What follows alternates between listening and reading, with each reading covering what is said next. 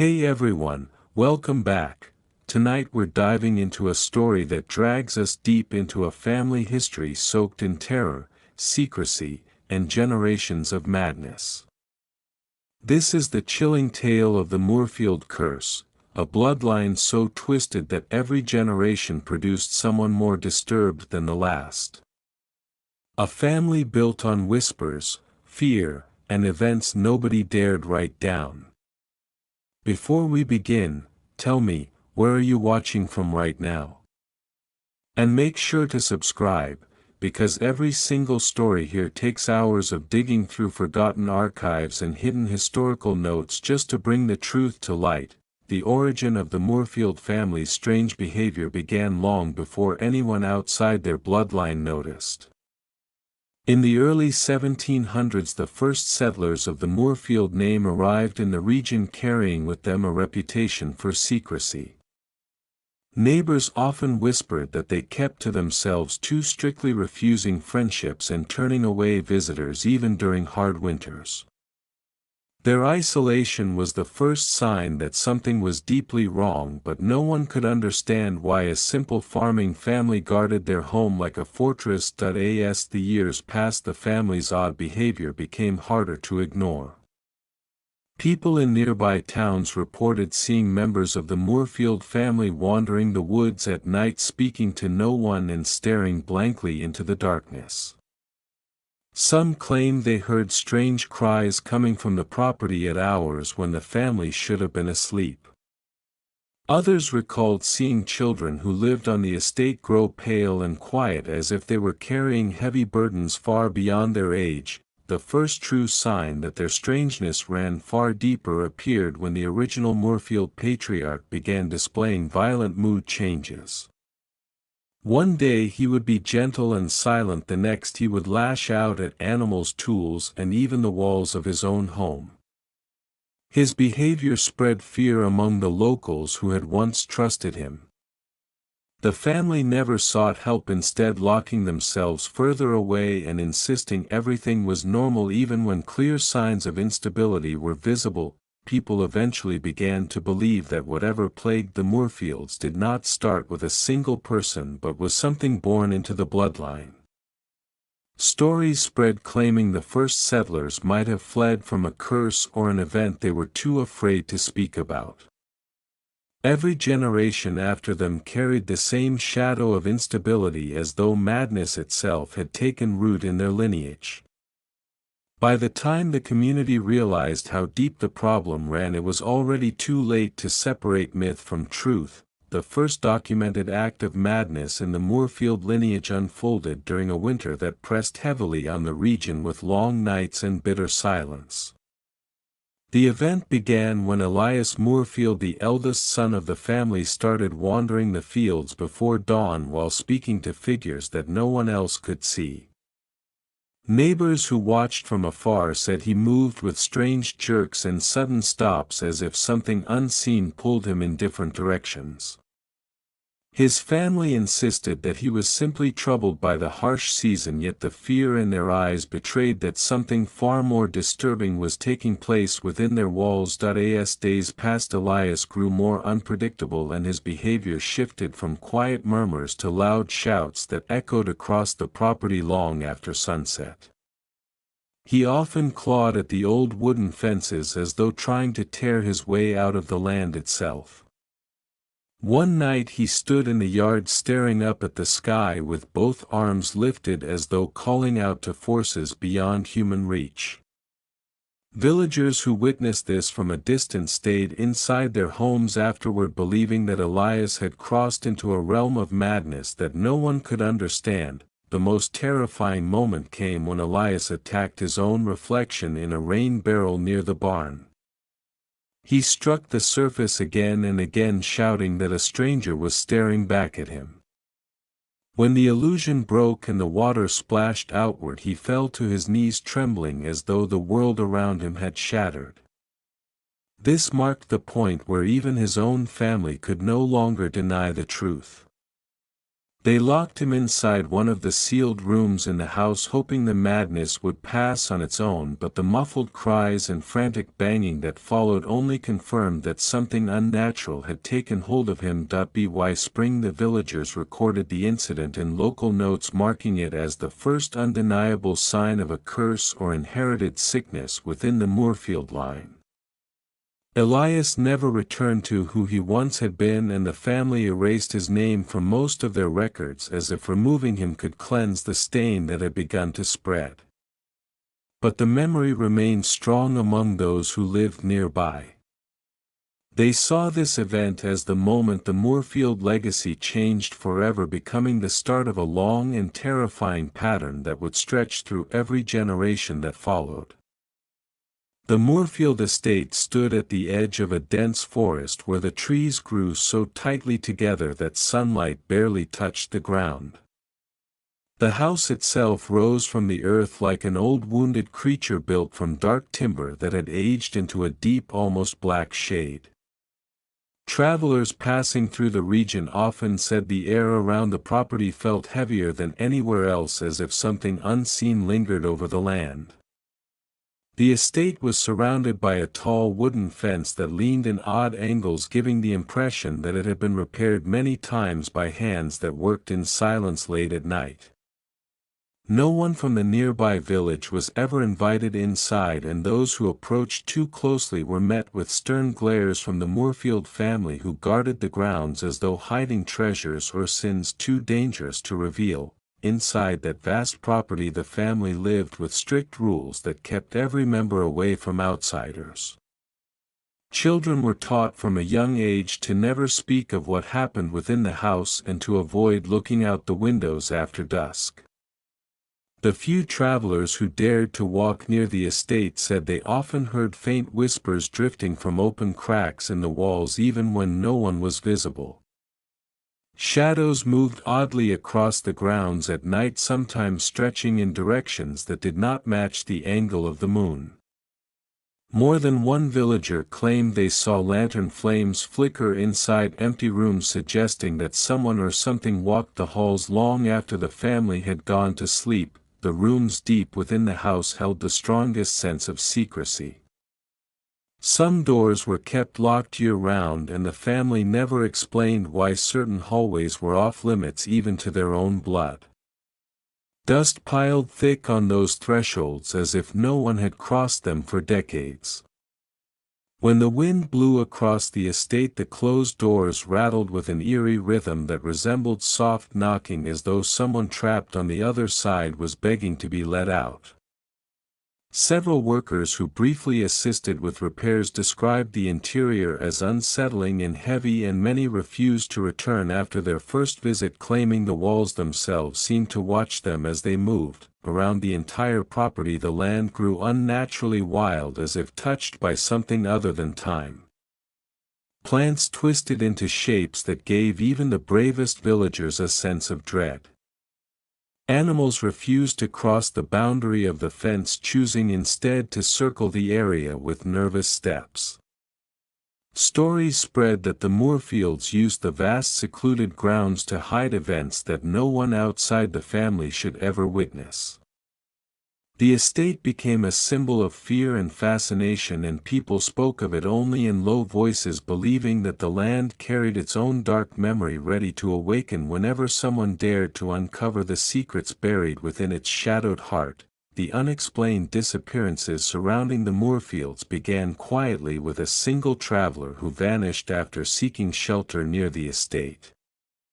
He had been seen walking toward the edge of the property one foggy evening, and by morning there was no sign of him.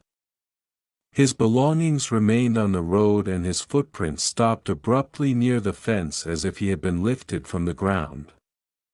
Villagers searched for days yet found nothing, not even torn fabric or signs of struggle.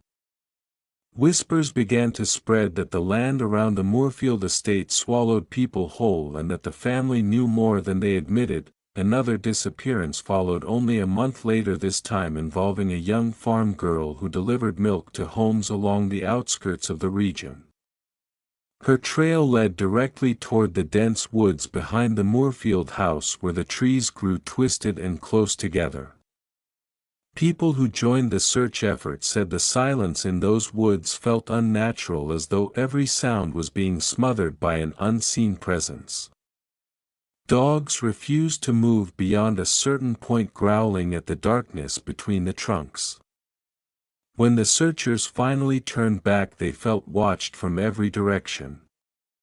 The girl was never found, and the Moorfield estate became the center of dark speculation once again. As the years passed, the number of missing people grew too large to ignore. Hunters who crossed near the estate went missing, merchants traveling the old roads vanished, and even children from nearby homes disappeared without leaving a single track. Each case shared one strange detail: the trail always led toward the Moorfield property but never away from it. Authorities conducted shallow investigations, yet the family's wealth and influence discouraged deeper action. Those who dared to accuse the Moorfields directly often backed down after visiting the estate, claiming the family behaved strangely, but nothing could be proven. By the time a decade had passed, the disappearances evolved into a chilling legend. Locals warned newcomers to avoid the path near the estate after sunset for fear the land itself might claim them. Some suggested a member of the Moorfield family was responsible, while others believed darker forces were involved, drawn to the estate by generations of turmoil and secrecy. Regardless of the cause, the pattern remained hauntingly consistent. People entered the shadow of the Moorfield land and were never seen again, leaving behind only fear and unanswered questions that grew heavier with every missing soul. The forbidden room, kept locked for over 80 years, stood at the far end of the upper hallway where the floorboards sagged under their own age. The door was made of heavy oak, darkened by time, and sealed with iron bolts that looked far too strong for a simple bedroom. No one in the family ever stepped near it, and children were warned from the moment they could walk that they must never touch the handle. At night, the dim lantern light from the hallway barely reached the door, yet many claimed the shadows around it always seemed thicker than the rest of the house, as if something inside refused to let the light pass. Visitors who occasionally glimpsed it during rare tours of the estate said the air near the door felt colder and sharper, pressing against their skin like a warning. Stories within the family said the room had belonged to an ancestor who descended into a violent madness that terrorized everyone in the house. According to whispered accounts, he had locked himself inside during his final days, refusing food, water, and human contact. His shouts echoed through the estate so intensely that neighbors heard them from across the fields. When the door was finally broken down, he was found lifeless on the floor, positioned in a strange way that suggested he had struggled with something that was not physically present. After this event, the family sealed the room, believing that whatever tormented him might still linger in the space. They did not remove his belongings, and they did not cleanse the room. They simply shut it away and faced it only in their darkest memories. Those who later lived in the home claimed they heard sounds from the forbidden room even though it remained bolted shut. Soft scraping noises brushed against the inside of the door during windless nights. Slow, steady knocks echoed from within, as though someone trapped inside had regained strength after decades of silence. At times, faint footsteps paced the floor of the sealed room, though no one had entered it for generations. Servants who worked in the house reported these events in fear, and some demanded to leave the estate entirely, stating that the room felt alive. One servant insisted she heard a deep, ragged breathing from behind the door during a quiet winter night, and she never returned after that evening. The forbidden room grew into a symbol of the Moorfield family's darkest secrets. No one knew exactly what remained inside, yet everyone sensed that the room held a truth the family refused to face. The estate aged around it, yet the door never rotted nor weakened. It remained strong as though preserved by something beyond nature. Visitors who passed by often felt watched even though the room had no windows.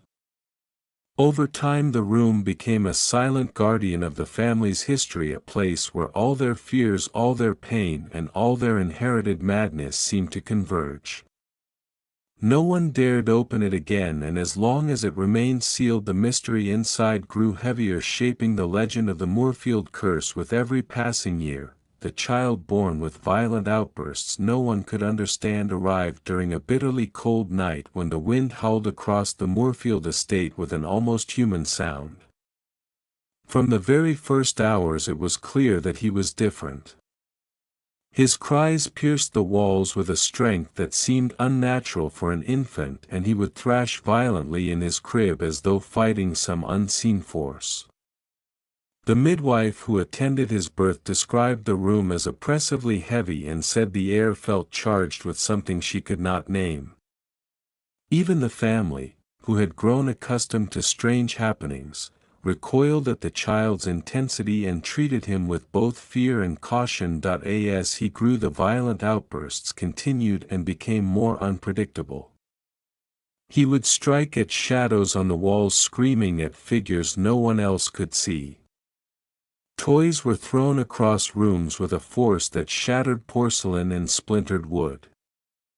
On several occasions he attacked other children in the house, leaving deep marks on their skin that could not be explained as accidents. Servants and family alike tried to intervene, yet every effort only seemed to enrage him further.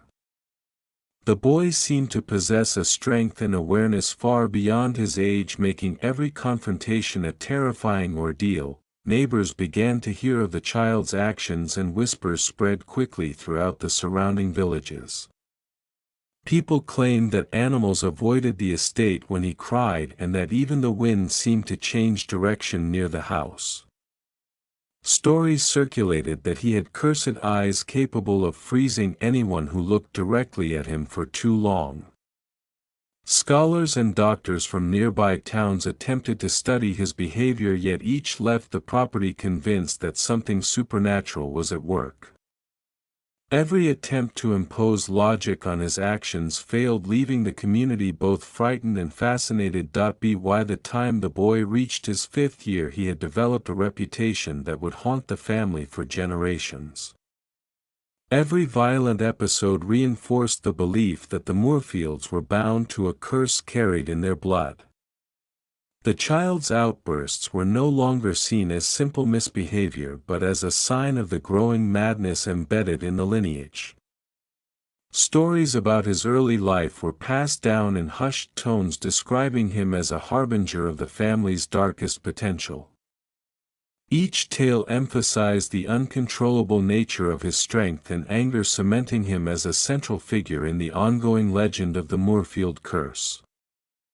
The doctor who tried to study the family and went missing arrived at the Moorfield estate on a crisp autumn morning, carrying a leather satchel filled with instruments and notebooks that he believed would allow him to understand the peculiarities that had haunted the family for generations. He was a respected physician known for his curiosity and for venturing into places where others feared to tread. When he arrived at the estate, he was greeted with polite but cold hospitality and immediately noticed the heavy atmosphere that clung to the walls like a living presence. The hallways were dark and narrow, with floorboards that groaned under every step, and the air smelled faintly of old wood and something more elusive that reminded him of decay. The doctor began his work by observing the family from a distance, noting their mannerisms, the way they interacted, and the strange routines that seemed to govern their lives. He asked careful questions about the children, their health, and the family history, but met only vague answers and sudden changes of subject. During meals he noticed how the family avoided eye contact, how they seemed to flinch at ordinary sounds, and how their movements carried a tension that spoke of long-practiced restraint. Even their servants acted as though they were constantly under surveillance and whispered warnings when the doctor attempted to explore restricted areas. Despite these obstacles, he persisted, driven by a combination of scientific curiosity and an increasing sense that the estate contained mysteries that defied conventional understanding. Within a week, the doctor began to experience odd occurrences himself.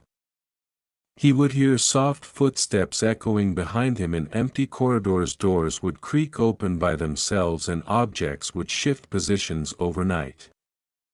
He sometimes caught glimpses of figures standing in shadows that vanished the moment he focused on them. On one night he awoke to the sound of hushed chanting coming from the locked rooms deep within the estate, and the air was thick with an oppressive weight that made breathing difficult. The unsettling experiences grew more intense each day, as though the house was reacting to his presence and testing his resolve to continue. The doctor recorded everything meticulously in his notebook, struggling to maintain a rational explanation for what he saw. Then one morning the doctor simply disappeared. His bed was found neatly made, his instruments untouched, and his satchel still packed, as if he had left for a brief walk. But he never returned. No footprints led away from the estate, no signs of struggle were evident, and the family offered only a cryptic explanation about him leaving suddenly for urgent matters. Villagers who knew of his presence speculated endlessly, some suggesting he had been consumed by the very madness he sought to study, others claiming he had uncovered truths that could not leave the Moorfield walls. His disappearance added a chilling new chapter to the family legend, reinforcing the belief that the estate itself was a living entity guarding its secrets, and that anyone who dared investigate risked becoming part of the Moorfield curse. The whispers of a family ritual passed through generations began long before outsiders ever knew of the Moorfield name. Elders in the family spoke of it only in hushed tones, warning children never to ask questions, and servants were instructed to ignore any signs that might hint at its practice. The ritual was said to occur during nights when the moon hung full and heavy over the estate, casting shadows that twisted unnaturally across the walls. Every detail of the ceremony was shrouded in secrecy, and its purpose was never explicitly stated, though it was clear that the family believed it essential to maintain their power and control over the land and themselves. From a young age, members of the Moorfield lineage were instructed in small parts of the ritual. Children learned cryptic phrases and odd gestures that seemed meaningless until they were older and able to participate fully. Those who were not blood relatives were strictly forbidden from observing or interfering. Servants reported being locked away or sent out into the cold when preparations began. On the rare occasions when neighbors glimpsed flickering candlelight through high windows accompanied by low chanting, they felt a coldness in the air that was almost unbearable and often fled before dawn. The estate itself seemed to respond to the ritual with a tense silence that magnified every sound and shadow. The purpose of the ritual appeared tied to the family's belief in control over life and death. Records from later generations suggested that the ceremony involved symbols and objects passed down for centuries, each one representing an ancestor and the accumulated power of the family bloodline. Participants would perform precise movements, recite specific phrases, and sometimes engage in acts that bordered on the grotesque, though no outsider could verify the exact nature of these acts. The ritual was believed to strengthen the family's ability to endure hardships and to preserve the line from collapse in the face of outside threats or internal discord. Over time, the ritual became more than a private family affair. Its presence seemed to shape the behavior of the entire estate and the people within it. New generations were indoctrinated into the practice before they could fully understand it, creating a sense of inevitability that bound them to the Moorfield legacy. Outsiders who attempted to learn anything about it were met with hostility and subtle threats, and many left the estate convinced that the family wielded powers that could not be explained by ordinary means.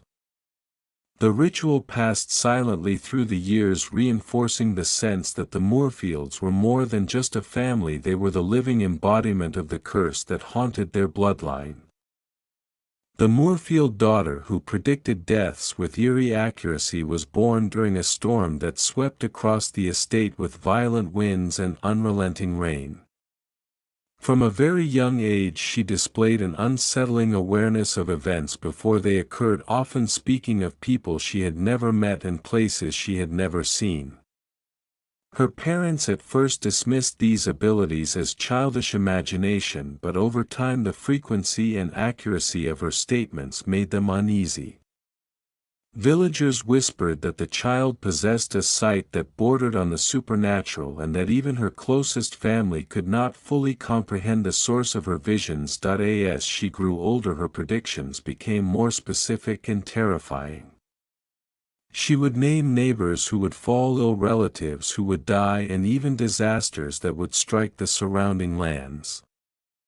On more than one occasion her warnings were ignored and the events came to pass exactly as she had described, leaving the family shaken and the villagers fearful. People began to treat her with a mixture of reverence and dread, and she was often left alone to wander the halls and grounds where her presence seemed to command silence. Even the servants tread carefully in her vicinity, knowing that angering her might provoke visions they were unprepared to witness. Her abilities created tension within the family as well. Siblings feared her and parents both relied on her and resented the weight her foresight placed upon them. The girl's moods could shift suddenly and unpredictably, sometimes crying and screaming for hours in response to visions that terrified her, and other times displaying an unsettling calm that unnerved everyone around her. The estate became a place where the line between the living and the dead seemed fragile, and her constant awareness of that boundary reinforced the legend that the Moorfields were bound to forces beyond human understanding. Over the years her reputation spread beyond the estate as travelers and locals alike spoke of the girl whose words foretold death. She was sometimes called upon to provide insight for the ailing or to warn of impending danger, though most approached her cautiously. Even when ignored, her predictions held a weight that shaped the community's behavior around the estate and contributed to the sense that the Moorfields were marked by an inherited connection to fate and mortality. Her life became inseparable from the family curse, and every vision she shared added another layer to the dark legend that surrounded the Moorfield name. The night the family estate caught fire under mysterious circumstances began like any other evening, yet the air felt heavier than usual, as though warning of what was to come. Flames were first noticed by a passing traveler who saw the upper windows glowing a deep orange, even though no one reported lighting fires inside. By the time anyone approached the estate, the fire had already spread through the roof and upper floors with astonishing speed, consuming wood that had stood for decades. Neighbors rushed to help, but the Moorfield family appeared oddly calm, standing at a distance as if they had expected the flames and accepted whatever fate was unfolding. The fire revealed disturbing details about the house that had previously been hidden.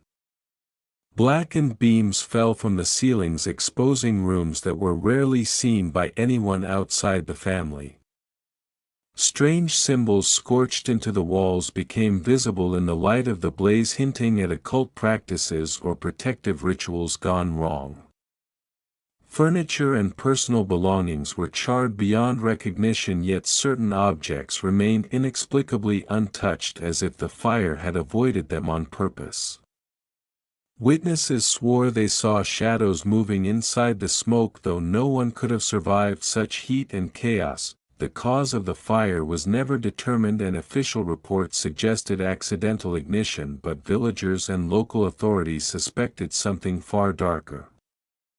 Some believed the fire was the result of a ritual that had backfired, while others whispered that the estate itself rejected an intruder or a threat to the family's legacy.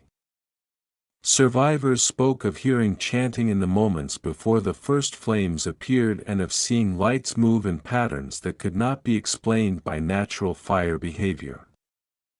The Moorfield family refused to allow investigators inside the estate after the blaze, leaving the charred remains as both a warning and a monument to their secrecy. In the aftermath, the fire only strengthened the legend of the Moorfield curse. Stories circulated that the family had deliberately drawn attention to themselves to hide other events occurring simultaneously elsewhere on the property. The estate was rebuilt with the same meticulous attention to secrecy, yet the memory of that night lingered. Villagers avoided the area and outsiders were discouraged from entering.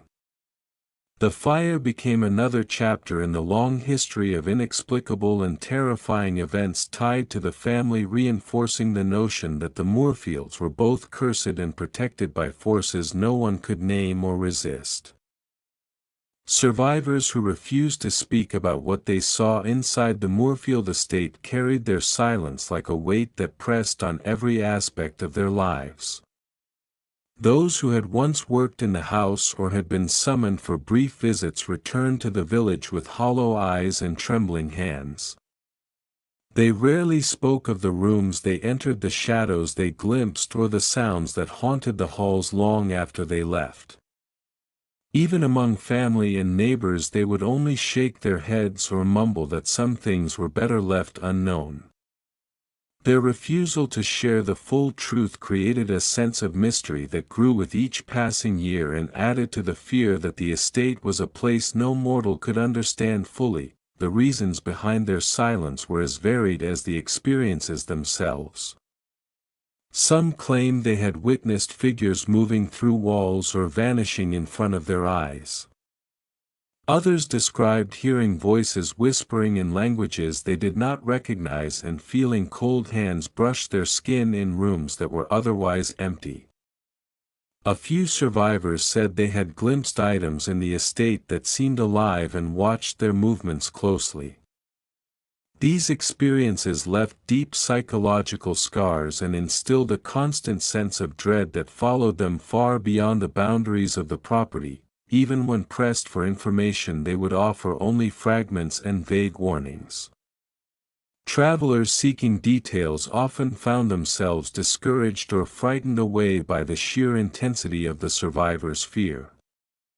Children who visited the estate with their families were warned in whispers never to enter certain rooms or to speak of what they might see. Many of the survivors' accounts suggested that the estate had a will of its own and that those who dared look too closely at the Moorfield secrets risked becoming trapped in the same web of terror. This secrecy reinforced the idea that the family was protected not only by social influence but also by something supernatural tied directly to their bloodline. Over time, the pattern of silence became a defining characteristic of the estate. Each survivor who returned carried the story in broken pieces, and the next generation learned the lesson of discretion without ever being told explicitly. Outsiders who attempted to piece together the history were left with an incomplete and chilling narrative that hinted at horrors too great to describe. The refusal of survivors to speak in full added a layer of legend to the Moorfield curse that made it impossible for anyone to separate truth from imagination. The estate became both a physical and psychological fortress whose secrets remained hidden behind a wall of fear and unspoken knowledge. The journal found in the ashes that revealed horrifying details emerged years after the fire had consumed much of the Moorfield estate, leaving charred remnants and lingering fear. It was discovered by a distant relative who had returned to sort through the ruins with the intention of salvaging anything of value. The leather cover was scorched and brittle, but the pages inside remained largely intact, as if protected by some unseen force. Upon opening the journal, the relative found entries written in a careful hand chronicling events that spanned decades, including details of the family's rituals, unexplained deaths, and acts of cruelty that had never been spoken aloud. Each passage seemed to pulse with the intensity of someone obsessed with recording not only facts but the very essence of the darkness that had consumed them. the journal recounted the first signs of madness in the lineage, describing children who acted violently and adults who disappeared without explanation. It included detailed accounts of the forbidden room, the objects kept inside, and the strange behaviors that occurred within its walls. The writer described witnessing shadows moving independently from their sources, hearing whispers in languages they did not know, and feeling sudden drops in temperature that left the skin numb. These entries were meticulous in their observations, yet conveyed a mounting sense of fear and desperation, suggesting that the author themselves may have been consumed by the same darkness that haunted the Moorfield family. As the journal progressed, the tone became increasingly frantic, with passages filled with warnings and cryptic instructions. There were references to ceremonies performed under the cover of night and objects imbued with power or danger that must never be revealed to outsiders. The writing often veered into accounts of individuals vanishing, servants fleeing in terror, and incidents of violence that could not be explained by conventional means. The author expressed a fear that the curse binding the family was growing stronger with each generation, and that anyone who entered the estate risked becoming part of the legacy they could neither escape nor fully comprehend. The discovery of the journal sent shockwaves through the family and those who learned of it. Scholars, historians, and curious villagers examined it cautiously, yet found themselves unsettled by the vivid and detailed accounts of events that had been dismissed as legend. The journal confirmed that the Moorfield curse was no mere superstition, but a series of occurrences deeply rooted in the family's history and documented by someone who had lived through them. Each page reinforced the sense that the estate, the family, and the darkness surrounding them were inseparable, and that the horrors within the Moorfield walls were far greater than anyone had imagined or dared to speak aloud. The final descendant who tried to break the curse emerged during a period when the Moorfield estate had already gained a reputation that stretched across counties and terrified anyone who approached. From a young age he understood the weight of the family legacy and the shadows that seemed to follow every Moorfield born into the bloodline. Unlike his ancestors, he did not retreat from the darkness or embrace it with fear. Instead, he dedicated himself to uncovering the truth behind the stories that had been whispered for generations, and to confronting the forces that had haunted his family for centuries. His determination was met with skepticism from locals and cautious warnings from distant relatives who feared that attempting to interfere with the curse could only worsen its effects. That he began by investigating the family estate, meticulously mapping every room, hallway, and hidden passage.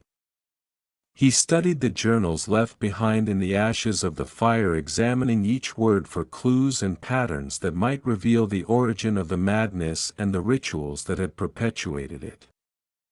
He spoke cautiously with the few surviving family members and servants still willing to recount experiences, choosing his words carefully to extract information without alarming them.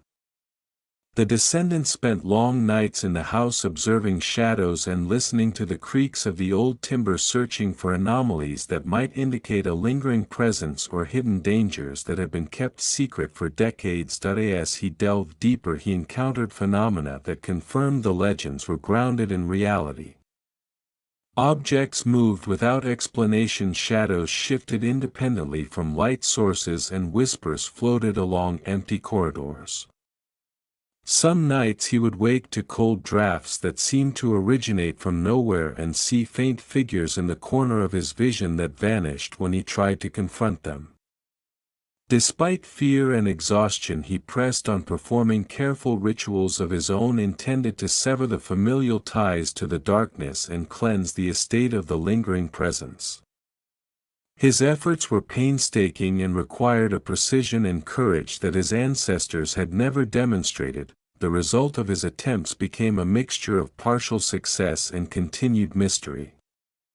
Certain areas of the estate seemed to grow calmer with fewer disturbances, and he noticed that some family members no longer experienced the violent or erratic behaviors that had defined generations. Yet other parts of the house remained as oppressive and dangerous as ever, and he could not entirely explain why the curse had only been weakened and not fully eradicated. Stories of his efforts spread quietly among villagers and historians, creating a new chapter in the Moorfield legacy. While the curse had not been completely broken, his courage and persistence marked a turning point and provided hope that the darkness binding the family was not immutable and could be challenged by those willing to confront it directly. The village legends that kept people away from the Moorfield property began forming almost as soon as the family settled in the area and grew stronger with every unexplained event that occurred on the estate.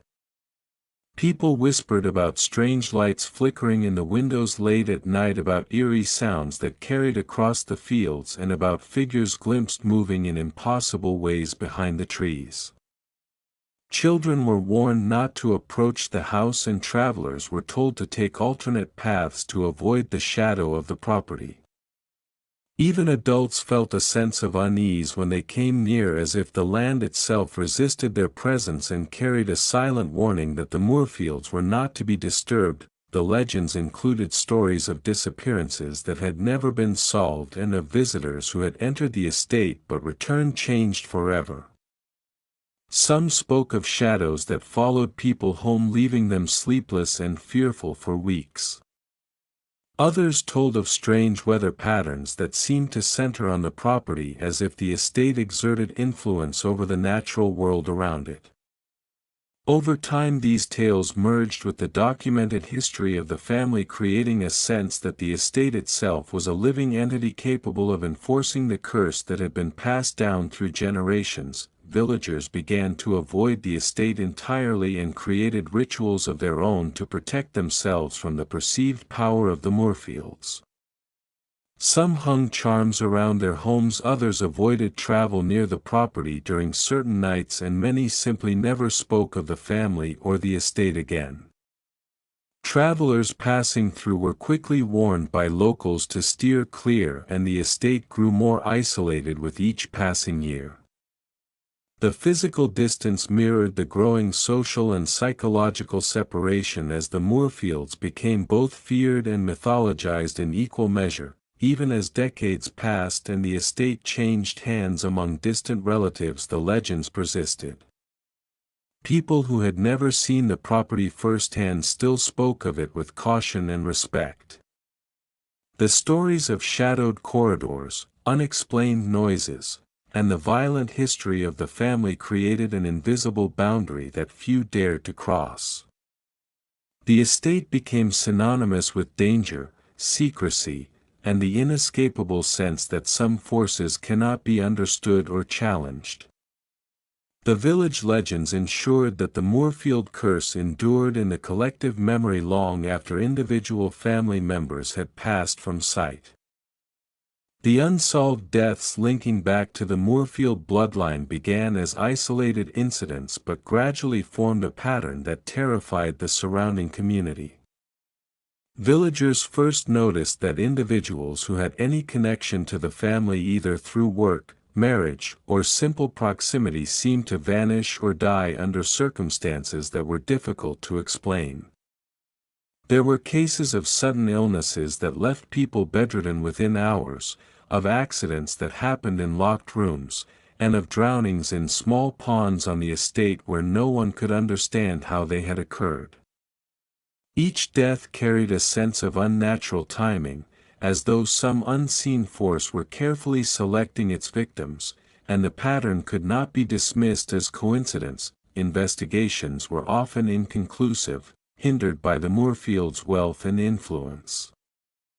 Officials who attempted to look deeper into the causes of death were subtly dissuaded or threatened, and many left the estate feeling an unshakable dread that prevented further inquiry. Family members were equally evasive, providing vague statements and insisting that the deaths were natural or unrelated. Servants who survived whispered that the estate itself seemed to be complicit, with hallways and rooms harboring dangers invisible to the eye. Even neighbors spoke only in hushed tones, fearful that voicing suspicion too loudly could attract the same fate that had befallen others. Over time, the unsolved deaths developed a ritualistic aspect in the minds of the villagers. They noted how the incidents often coincided with certain dates or lunar cycles, or how those who opposed or angered the family seemed disproportionately affected. Some deaths were accompanied by strange phenomena such as flickering lights, sudden cold drafts, or disembodied sounds, creating an atmosphere of terror that reinforced the belief that the Moorfields were tied to forces beyond comprehension. The community slowly accepted that the estate and the family were inherently dangerous, and that even indirect contact with them could bring misfortune or death. By the later generations, the unsolved deaths had cemented the Moorfields' reputation as a family cursed or protected by powers that could not be challenged. Every new incident strengthened the stories of impossible survival, violent outbursts, and supernatural influence that surrounded the estate. Outsiders treated any interaction with suspicion, and locals passed down the tales to their children, ensuring that the fear of the Moorfield bloodline endured. The deaths became more than events. They were proof of the family's dark legacy and a continuing warning that some histories carry consequences that ripple across generations, impossible to escape and impossible to fully explain. The enduring belief that the family's madness was never human in origin took root over generations as the stories of the Moorfields grew darker and stranger. Neighbors and visitors spoke of behaviors that defied logic, of children acting with a cruelty beyond their years, and of adults whose actions seemed guided by impulses that could not be traced to reason or emotion. Some claimed that the family exhibited knowledge of events before they occurred, understanding of secrets no one had spoken, and an uncanny ability to manipulate circumstances to their advantage. These talents and terrors created a sense that the Moorfields were touched by something otherworldly, a force that infused their very blood with unnatural influence. The theory that their madness was not human gained traction as reports of the family's oddities multiplied. Scholars, clergy, and travelers who attempted to study the estate often left shaken, unable to reconcile the accounts of violence, visions, and inexplicable events with the natural world. Residents nearby described witnessing shadows move independently, hearing whispers from locked rooms, and noticing physical deformities that seemed to appear in the children without genetic precedent. Every unexplained incident reinforced the idea that the family's condition transcended illness or temperament, suggesting that the source of their darkness was external, predestined, or even supernatural. Stories passed down through generations emphasized the impossible nature of the Moorfield curse. Families in the surrounding villages warned children not to approach the estate, claiming that the air around it carried a presence that could infect the mind. Travelers wrote of unease that settled over them like a weight, and those who worked briefly in the house sometimes disappeared or returned with memories they refused to speak aloud. The persistence of these tales, combined with the visible legacy of erratic and violent behaviors, convinced many that the Moorfields were more than human actors in a tragic history. They were embodiments of a force that could not be explained by conventional understanding. Over time, the belief that the family's madness was never human became integral to the Moorfield legend. Even as estates were rebuilt, descendants lived and died, and eyewitnesses vanished, the stories maintained their potency. Outsiders approached with fear, locals maintained a respectful distance, and historians struggled to separate fact from myth. The idea that the Moorfields carried a non-human essence became a cornerstone of the estate's lore, shaping every account of their lives and ensuring that the legacy of terror and fascination would persist indefinitely. The family, the estate, and the madness that defined them were inseparable, leaving an enduring impression that some forces in the world are beyond comprehension and cannot be contained by mere human understanding.